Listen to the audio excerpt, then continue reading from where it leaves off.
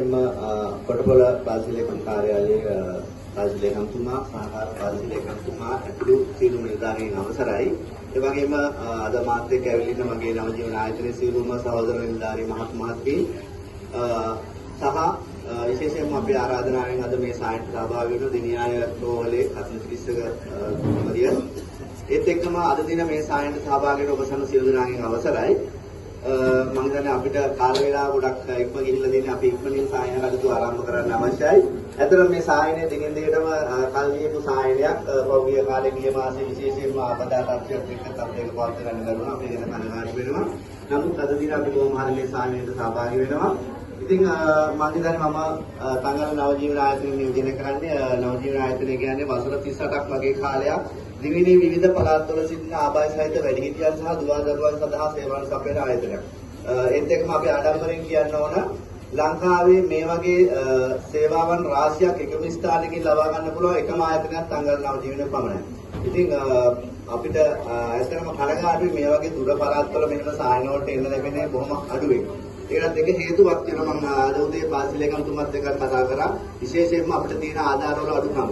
ඉතින් ආධාර තියෙනනම් අපේ ඇත්තටම කැමති ලංකාව පුරාම ඉන්න මේ වගේ ආබාධිත ප්‍රජා වෙනුවෙන් සේවාවන් සපයන්න. අපි ඕනම වෙලාවක ලෑස්ති සඳහා ඒ කොහොම වුණත් අද දවසේ මේ සායනය පවත්වන්නේ අපි විශේෂයෙන්ම මතක් කරන්න ඕන කැනඩාවේ සිටින ඇත්තටම විශ්‍රාමික පිරිසක් එකතු වෙලා ගොඩනගාගත්තු Developing World Connection එහෙම නැත්නම් DWC කියන ආයතනය. ඇත්තටම මේ ආයතනය වුණ ආරම්භ කළ තියෙන්නේ විශේෂයෙන්ම ලෝකේ පුරා තියෙන රටවල් එක්ක තියෙන සම්බන්ධතාවය සංවර්ධනය කිරීම සඳහා.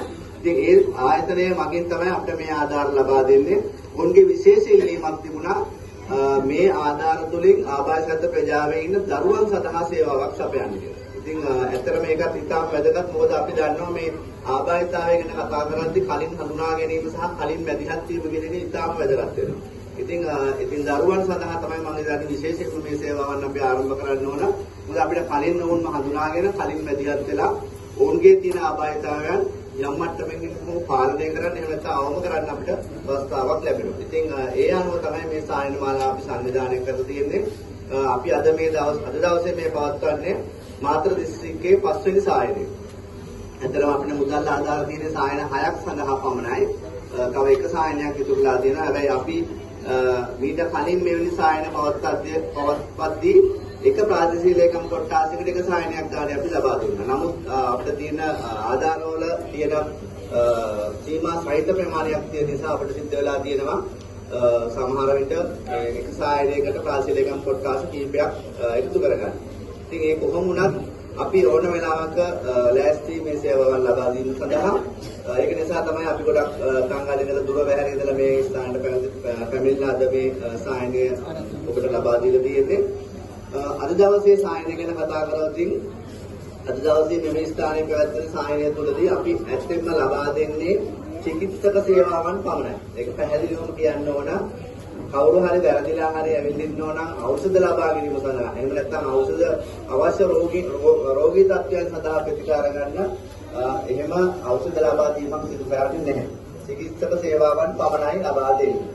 ඉතින් ලබා දෙන චිකිත්සක සේවාවන් අතුරින් ගත්තොත් එහෙම එක සේවාවක් තමයි බෞද්ධ චිකිත්සක සේවාව. මම හිතන්නේ මේ සේවාවන් ගැන ඔබ දැනුවත් වෙලා ඇති අහලා ඇති. විශේෂයෙන්ම කිව්වොත් දරුවන්ගේ ගත්තොත් ඒගොල්ලන්ගේ